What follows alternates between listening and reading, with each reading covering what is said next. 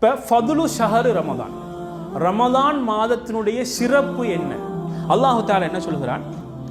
யா அய்யுஹல்லதீன ஆமனு குத்திப அலைக்குமுஸ் ஸியாமு கமா குத்திப அலல்லதீன மின் கப்லிக்கும் லஅல்லக்கும் தத்தகூன்.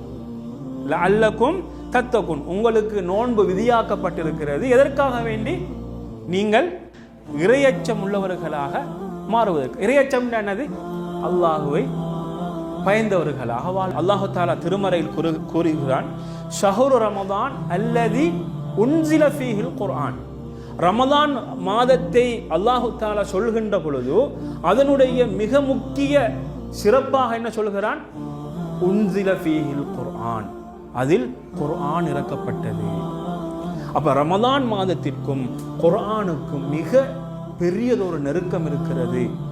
இப்போ ரமதான் மாதத்துடைய சிறப்புகளில் மிகப்பெரிய சிறப்பாக காணப்படக்கூடியது குர்ஆன், அதில் அருளப்பட்டது. இது ஒன்று. ரசூலுல்லாஹி ஸல்லல்லாஹு அலைஹி வஸல்லம் அவர்கள் கூறுகிறார்கள், இந்த செய்தி புகாரி முஸ்லிமிலே பதிவாக இருக்கிறது, இதா ஜா ரமதான், ரமதான் வந்துவிட்டால் ஃபுத்திஹத் அப்வாபுல் ஜன்னா, சுவர்க்கத்தின் வாயில்கள் திறக்கப்படும். வகுல்லிகத் அப்வாபுன் நார், நரகத்தின் வாயில்கள் மூடப்படும். வசுஃபிதத்தி ஷயாத்தீன், ஷைத்தான்கள் விலங்கிடப்படுவார்கள். இது புகாரி முஸ்லிம்ல பதிவாக இருக்கு.